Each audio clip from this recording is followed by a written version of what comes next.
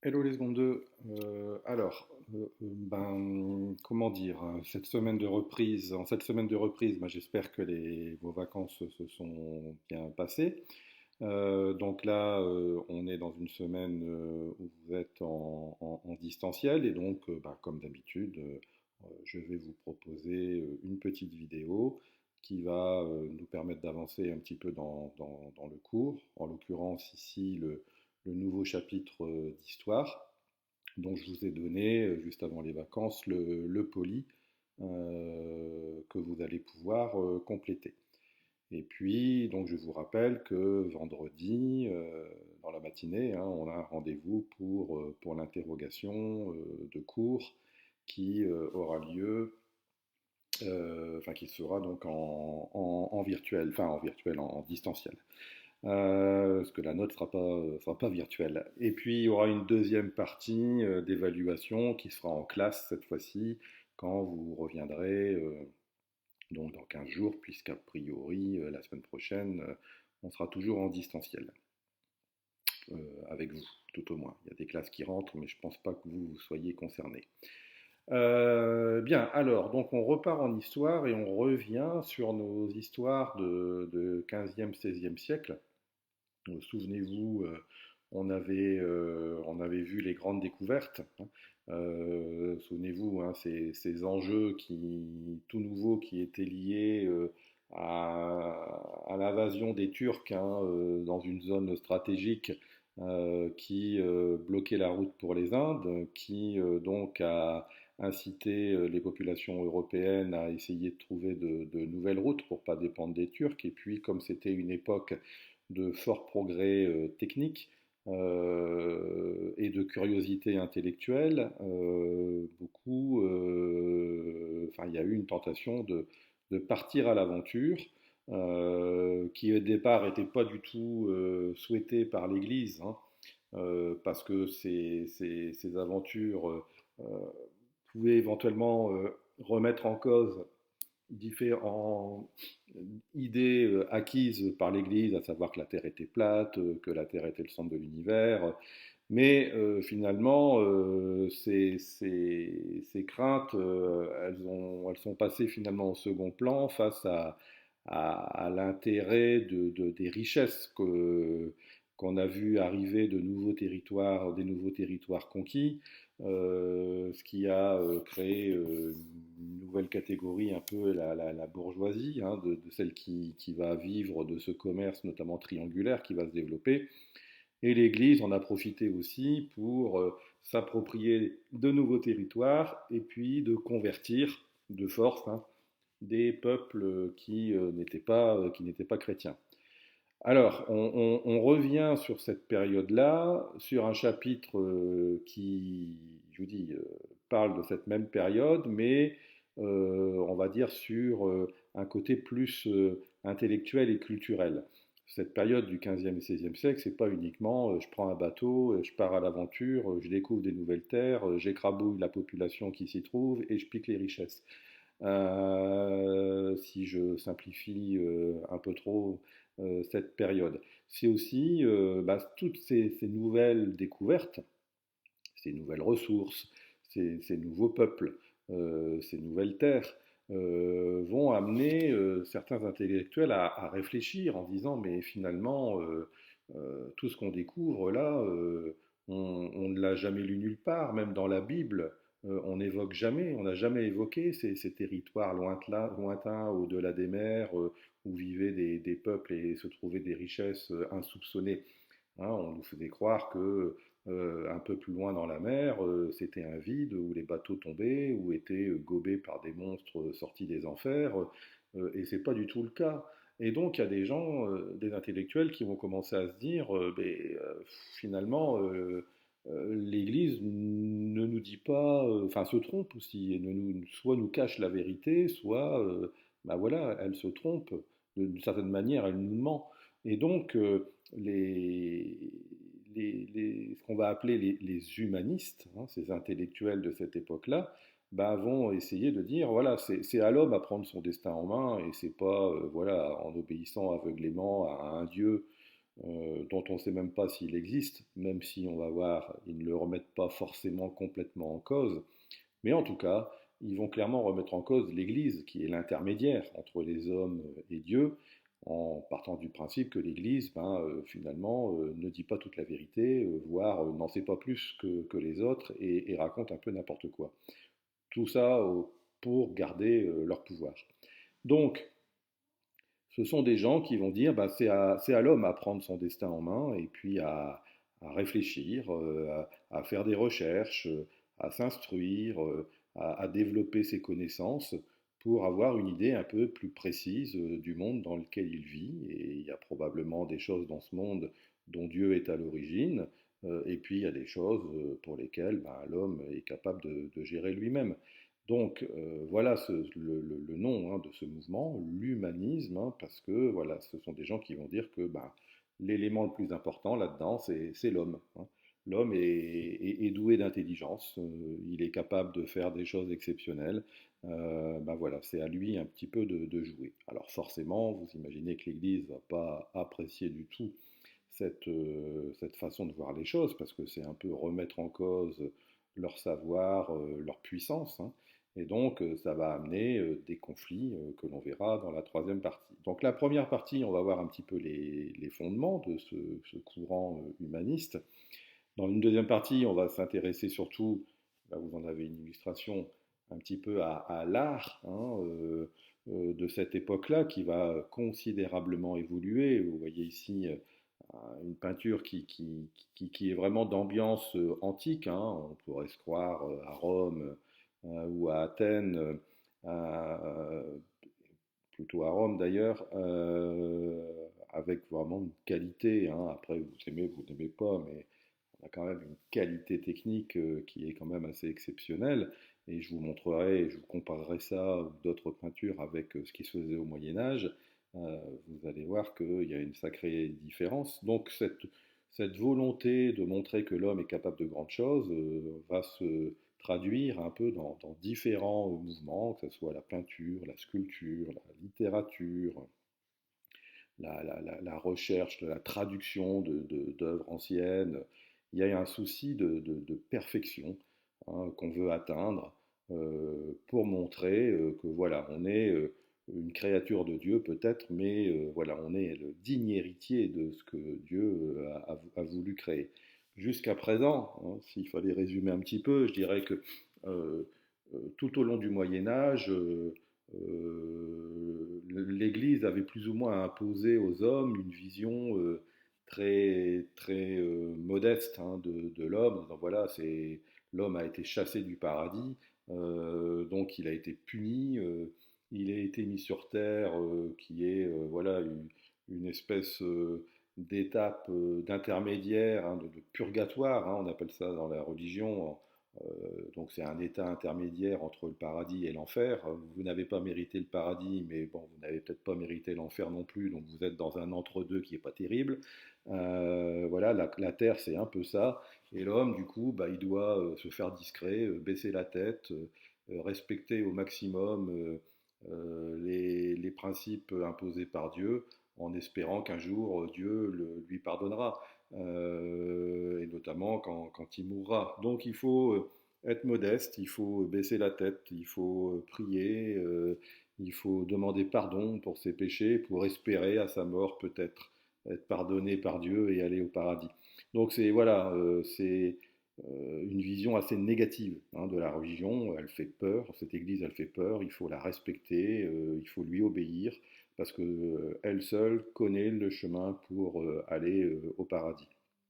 Au XVIe siècle, XVe siècle, XVIe siècle, il y a des gens qui vont dire non, non, l'homme a été créé par Dieu, s'il a été créé par Dieu, c'est que forcément il est exceptionnel, puisque Dieu est exceptionnel, et donc on doit être fier, hein, on doit relever la tête, regarder fièrement Dieu et dire voilà, on va te montrer qu'effectivement on est capable de faire de grandes choses, ce pourquoi d'ailleurs tu nous as créés.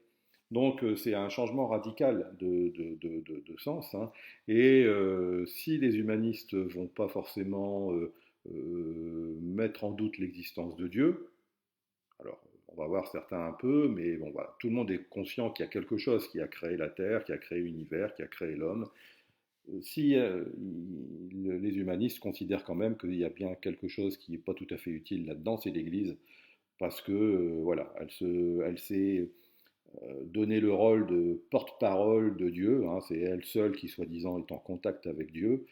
Elle seule qui sait voilà, ce qu'il faut faire parce que Dieu lui a dit. Ça, les humanistes ne vont pas y croire un seul instant et vont considérer que ben, s'il y a bien un élément qui est dispensable dans tout ça, c'est l'Église. On n'a pas besoin de l'Église pour croire en Dieu, on n'a pas besoin de l'Église pour respecter Dieu, on n'a pas besoin de l'Église pour montrer que voilà, on est capable au nom de Dieu de faire de grandes choses. Donc les humanistes vont se retrouver assez rapidement en opposition avec l'Église qui ne va pas du tout aimer ça. Donc voilà un petit peu le tableau introductif de ce chapitre. Alors, donc voilà, hein, on est toujours dans le nouveau rapport au monde du 15e et 16e siècle. Hein, et là, on va plutôt être, donc le rapport au monde, on l'a vu dans le premier chapitre. Dans le deuxième chapitre, on va plutôt voir les mutations intellectuelles. Donc, on va parler de Renaissance, d'humanisme. Donc, la Renaissance, hein, vous imaginez un peu ce que ça veut dire. On en a déjà parlé aussi un peu dans le précédent chapitre. Hein. On sort du Moyen Âge. Hein, ce sont ceux qui vivent durant ce 15e, 16e siècle qui vont appeler ça la Renaissance. Hein, puisque on sort du Moyen Âge, un siècle enfin un siècle, non, une période, pardon, tout au moins pour ceux qui vivent au XVe, XVIe siècle, une période obscure, hein, où il y a eu des tas de guerres, où l'homme était plutôt plus proche du barbare que de l'homme civilisé, pas beaucoup de progrès techniques, des châteaux sombres, uniquement faits pour se défendre. Donc voilà, l'art était vraiment secondaire. Donc c'est pour ça que ceux qui vont vivre au 15e, 16e siècle et qui vont connaître toutes ces modifications dont je vous ai évoqué, que je vous ai évoquées juste avant, mais qu'on va revoir dans le chapitre, ont qualifié voilà, cette période de Moyen Âge, d'âge moyen, autrement dit d'âge médiocre, et parlent donc de renaissance. C'est un nouveau départ pour l'homme. L'homme va enfin revenir au niveau auquel il doit être, un quelqu'un de cultivé, d'intelligent, amoureux des arts, et voilà, qui va être créatif et qui va, autant que possible, arrêter de se faire la guerre et plutôt faire des choses positives.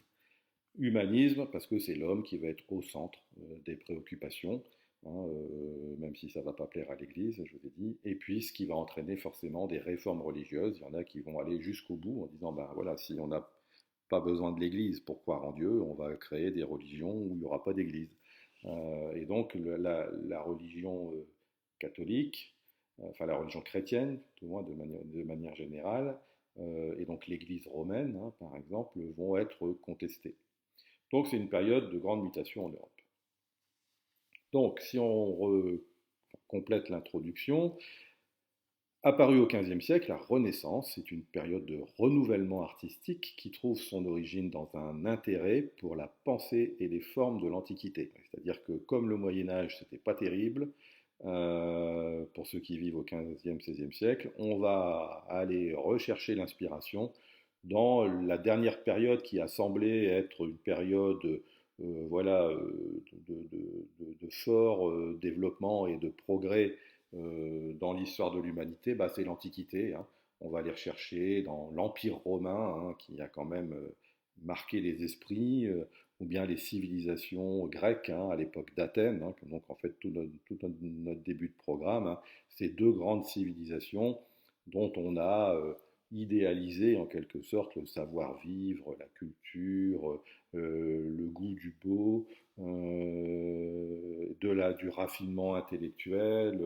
Voilà, c'est là-dessus qu'on va aller rechercher l'inspiration pour redonner une nouvelle dynamique à l'homme. Au même moment, un nouveau courant de pensée voit également le jour, l'humanisme. C'est un mouvement intellectuel qui se fonde sur des textes antiques qui placent l'être humain et son bonheur au centre de leurs préoccupations. Donc on va revoir tout ça après. Ces deux courants artistiques et intellectuels s'accompagnent au cours du XVIe siècle de bouleversements religieux, hein, je viens de vous l'expliquer un petit peu, qui vont se faire dans le cadre donc de réformes religieuses. Hein, donc je vous en ai parlé, on le reverra dans la troisième partie. Hein, donc c'est aussi là, il y a aussi une volonté de retour aux sources du christianisme, d'être au plus près du message de Jésus, mais pas forcément suivre ce qu'impose l'Église. Le mouvement est initié par ceux qu'on appelle les protestants, parce qu'ils vont protester contre l'Église chrétienne, hein, et ils vont donc créer leur propre religion. Et puis, on va voir comment, du coup, l'Église catholique va s'adapter, hein, face à toutes ces critiques qui lui tombent dessus d'un seul coup. Donc voilà, on va voir comment ces mutations qu'on vient d'évoquer vont transformer profondément l'Europe. Alors, on a un premier point de passage, bon, qu'on va faire assez vite parce que vous n'avez peut-être pas votre livre. Des fois en classe, quand je le demande, vous ne l'avez pas, même si je reconnais que je le demande pas souvent. Donc j'imagine que chez vous, vous l'avez peut-être pas forcément, donc on va le faire vite fait ensemble. Alors, on va étudier voilà, un exemple d'un personnage qui est assez symbolique de ce que représente l'humanisme à l'époque. Alors, vous voyez, on a ici le portrait d'Érasme. Alors, ben, on le voit, hein, tout sérieux, habillé de noir, hein, de manière assez modeste. On le sent en pleine réflexion, hein, et donc il écrit des livres, et il a d'ailleurs des livres à côté de lui. Donc c'est voilà, c'est l'exemple assez significatif de l'intellectuel de l'époque, le type qui voilà, cherche pas à avoir des bijoux, des vêtements fastueux. Lui, il, il se consacre exclusivement à la réflexion, à la lecture, à l'écriture, et il essaye de, voilà, de comprendre un peu le monde dans lequel il vit. Et il est assez, on va dire, sceptique, hein, sur le monde qui l'entoure. Alors quand je dis sceptique, ça veut dire que voilà, il réfléchit au sens des choses. Hein. Quand on est sceptique, c'est-à-dire que voilà, on ne s'enthousiasme pas pour tout et n'importe quoi, n'importe comment. Voilà, on pose les choses, on réfléchit. Alors c'est devenu, ça a une connotation un peu négative maintenant quand on dit ouais, je suis sceptique, c'est dire ouais, j'y crois pas trop. Mais au départ, le scepticisme, c'est dire voilà, on pose les choses, on réfléchit, et puis voilà, on regarde ce qui semble être crédible ou pas. Et je ne vais pas vous lire le texte, vous le lirez vous-même. Hein. Donc il a un de ses écrits les plus célèbres, c'est l'éloge de la folie. Hein. Et donc, en fait, dans ce livre, il critique un petit peu tous les excès la période dans laquelle il vit. Notamment, vous voyez, il critique ici les marchands parce que voilà, il les considère comme pas honnêtes, ces gens qui vivent que du business dans l'objectif de, de gagner de l'argent coûte que coûte, quitte à truander un peu les autres. Donc vous lirez. Il critique la justice aussi, hein, en disant que voilà, les avocats, les juges se moquent véritablement de l'intérêt des gens qu'ils défendent ou de la justice qu'ils représentent. L'objectif, c'est aussi de se mettre de l'argent dans les poches. Et puis, il critique aussi même les religieux à la fin, tout au moins ceux qui croient en Dieu, puisque c'est en fin de chapitre. On dit voilà, c'est quoi ces gens qui, sous prétexte qu'ils croient en Dieu, abandonnent leurs femmes, leurs enfants pour partir en pèlerinage dans des endroits à l'autre bout du continent, où ils savent même pas quoi y faire, parce que ben voilà, ils sont pas forcément super croyants, donc ils y vont pour s'acheter une bonne conscience, hein, et faire croire à Dieu que voilà, ils ont fait bien les choses et qu'ils méritent leur place au paradis, mais ça n'a pas véritablement de sens. Donc il est assez cynique, hein, assez critique, hein, sur tous ces gens-là qui finalement sont égoïstes, ont une morale très discutable, ou une foi aussi assez discutable, en disant voilà, c'est peut-être des gens qui ne croient pas du tout en Dieu, mais qui vont se payer un pèlerinage pour se dire voilà, j'ai fait mon pèlerinage, donc du coup maintenant j'ai ma place au paradis, je peux faire n'importe quoi.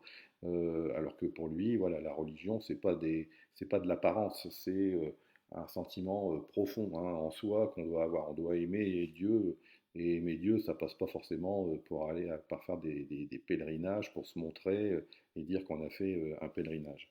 Donc il est assez, vous voyez, il a un regard assez désabusé, hein, sur la société dans laquelle il vit. Mais voilà, il fait des recherches, il va plonger dans les vieux livres, il compare les livres, il lit les grands philosophes d'avant, et il essaye du coup, voilà, de développer une pensée intellectuelle.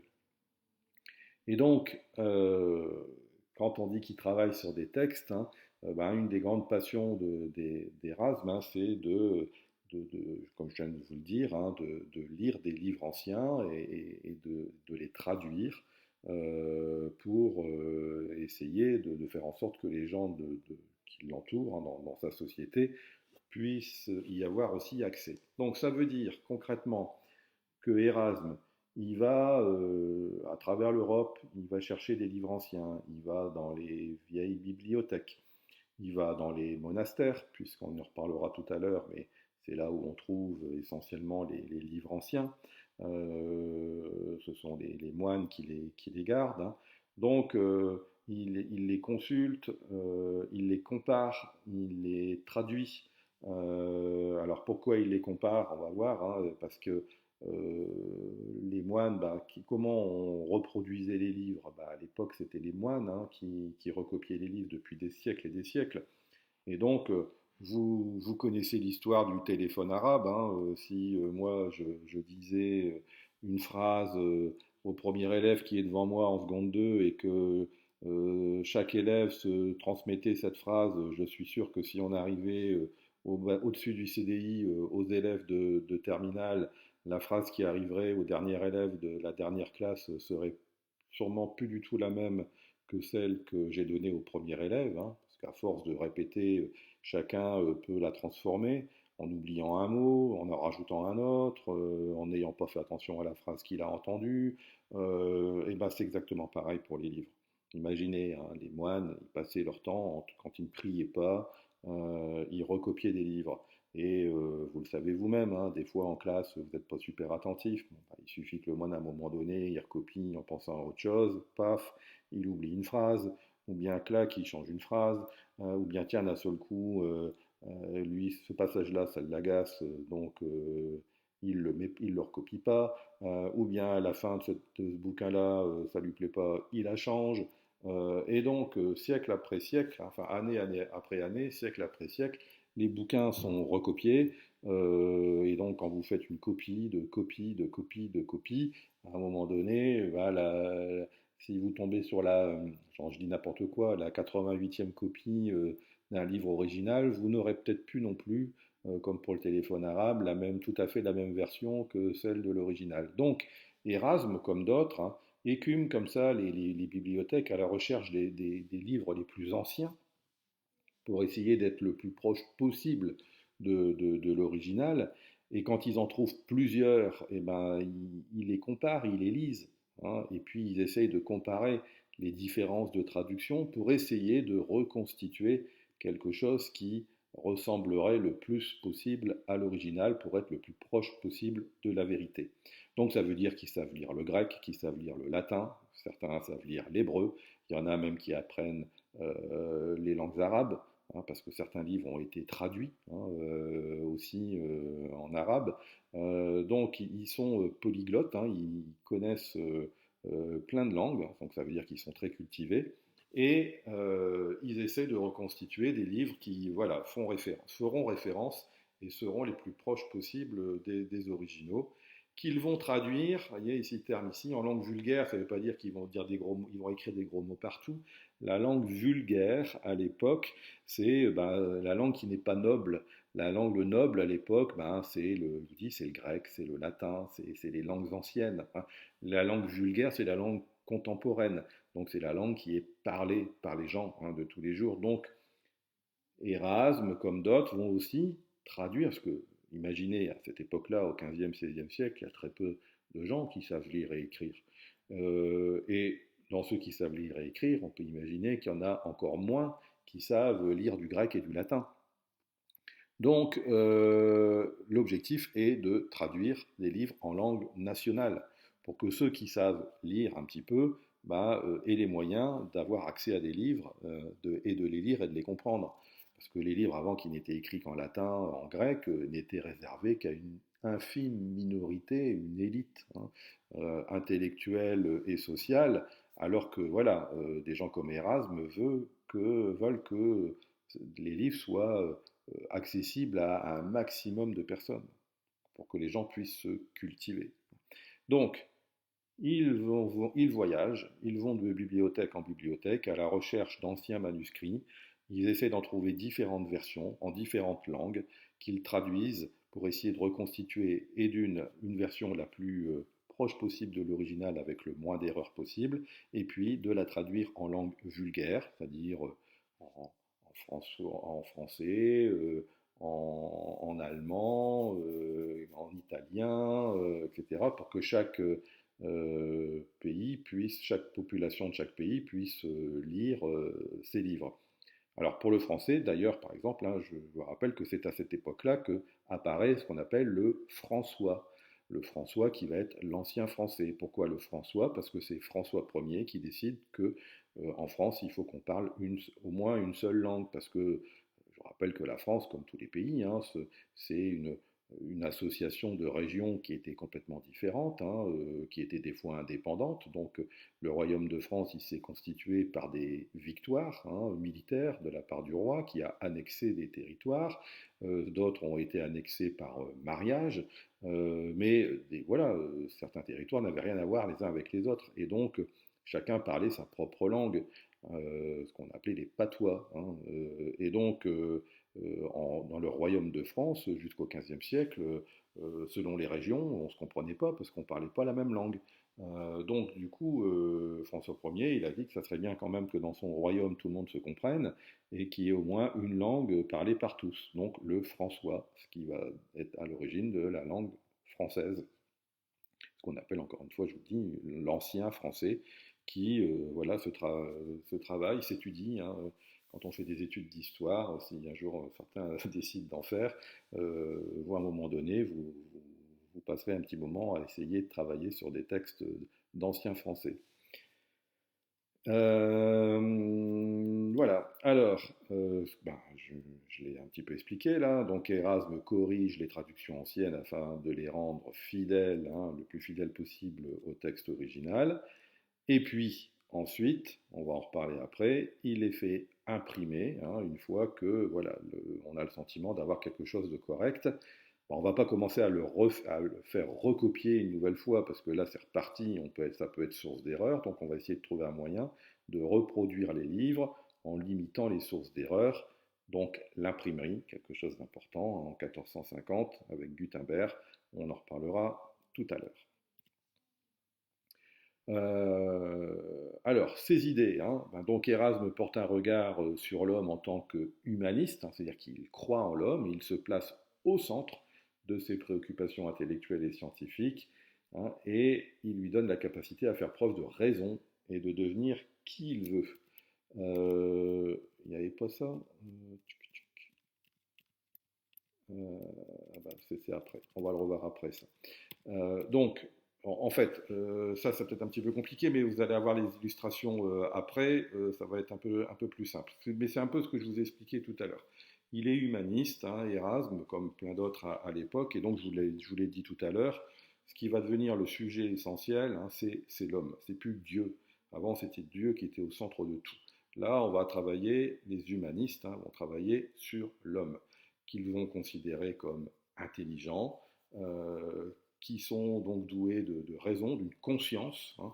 Vous savez, on en a déjà parlé, je crois, cette petite voix que vous avez dans votre tête des fois quand le matin sur le chemin de l'école, il y a cette petite voix qui dit ah bah tiens, t'as pas fait tes devoirs hier, si jamais tu te fais interroger, t'es mal.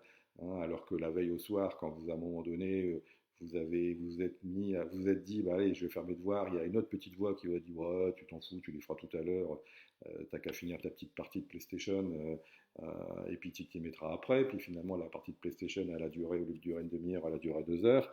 Et puis vous n'avez pas fait vos devoirs. Hein. Et donc c'est l'autre petite voix le matin en disant bah tu vois, t'as fait le con hier, si t'es interrogé, t'es mal.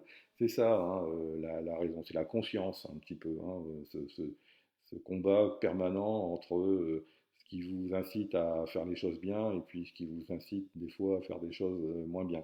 Bah, donc il va travailler aussi un peu là-dessus. Et puis, comme je vous le disais tout à l'heure, hein, Erasme critique aussi la société de son époque. Donc, je vous en ai parlé, l'hypocrisie, la malhonnêteté, des marchands, des hommes de loi. Donc, il est très, très amer sur les qualités des gens et il pense qu'il faut remettre un petit peu d'ordre de tout ça, dans tout ça. Donc, faire preuve de raison, de réflexion et donc de renoncer aux guerres. Je fais une pause, 2 secondes. Ouais, alors j'espère que ça marche. J'ai fait une pause, désolé. Ça, c'est le problème quand on fait des cours de chez soi. Des fois, on est dérangé. Donc voilà, on reviendra là-dessus un peu plus tard. Euh, Pourquoi? Voilà, ça marche. Et donc, comme je vous disais tout à l'heure, il parcourt l'Europe, Erasme, pour voilà, rencontrer d'autres humanistes, discuter avec eux, et puis voilà, trouver les imprimeries qui vont lui permettre de diffuser leurs livres. Donc il y a des centres intellectuels qui vont se créer. Alors, ça part essentiellement d'Italie et ça va se diffuser un peu partout en Europe, dans des foyers assez précis. On verra une carte tout à l'heure.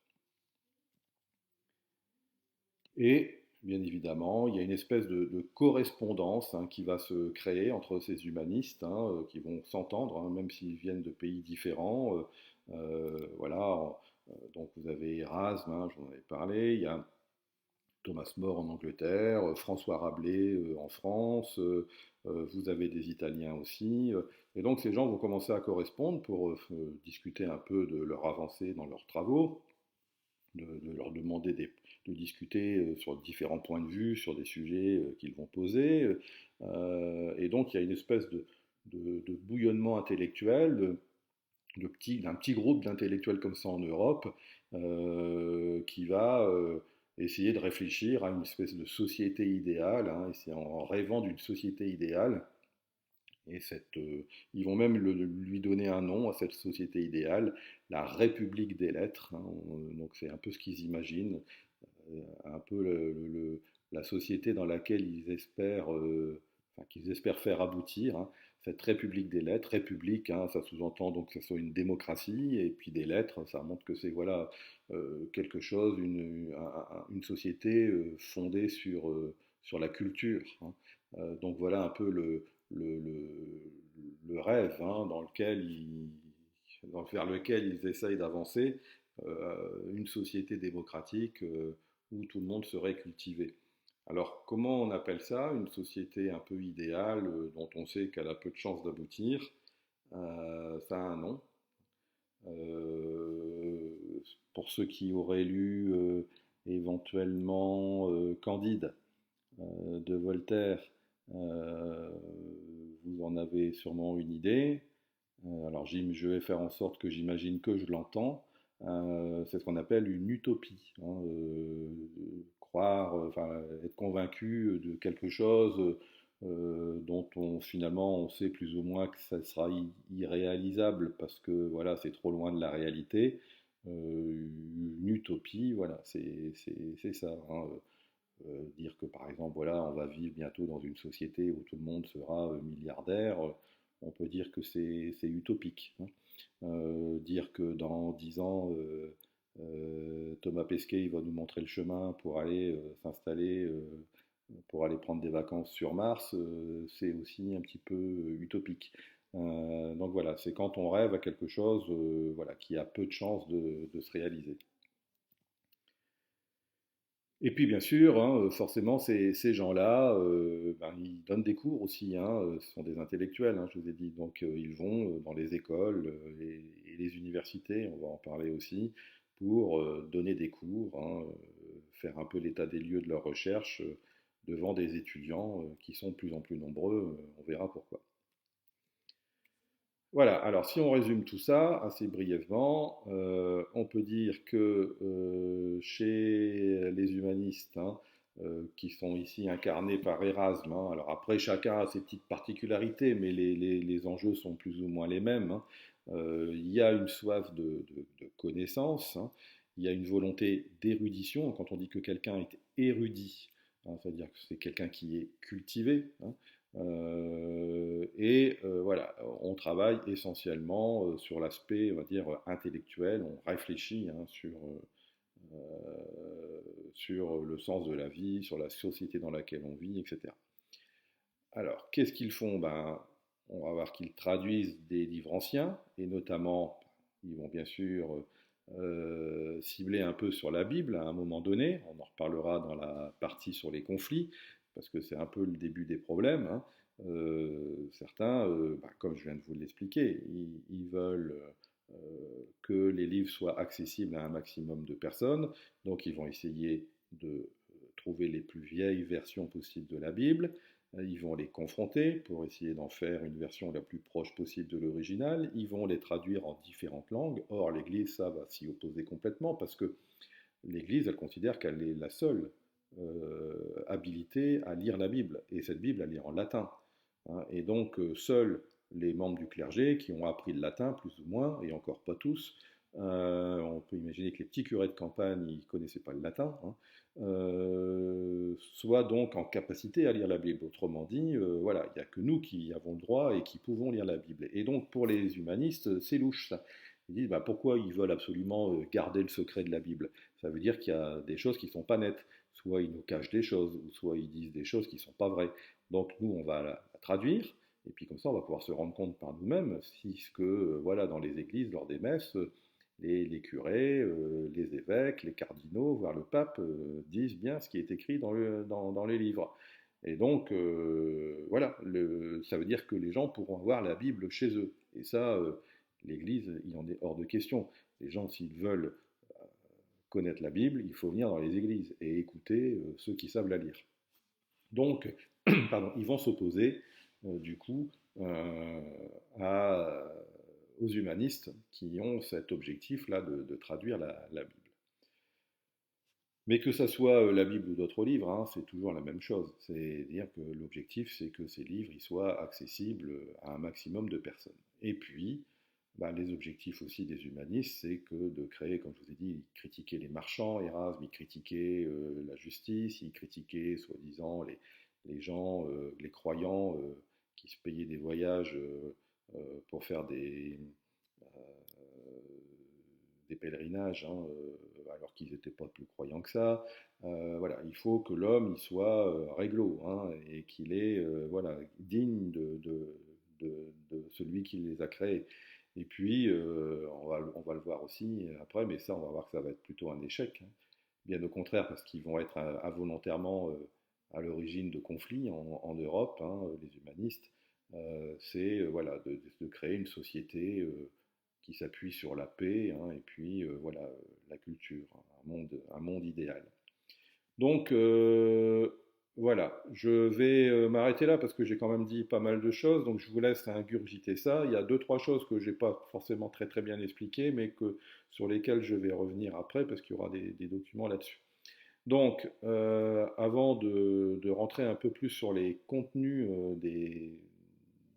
de leur projet intellectuel, on va en rester là sur cette mise en place, hein, un petit peu du cadre de l'époque.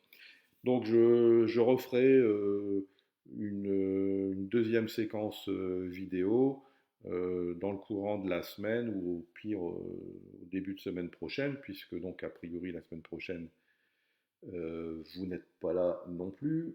Donc on continuera tranquillou comme ça ce chapitre. Voilà, et bien écoutez, je vous souhaite une bonne journée et puis on se retrouve vendredi euh, pour la petite interro de Géo et qui sera la première partie de l'évaluation. Il y aura une deuxième partie qui sera en classe quand vous reviendrez avec une partie un peu plus exercice, celle de vendredi, et plus une partie sur le cours. Voilà, et bien écoutez, bon courage. N'hésitez pas à me poser des questions s'il y a des choses qui ne sont pas claires dans ce que je vous ai expliqué. Et puis à très bientôt. Au revoir.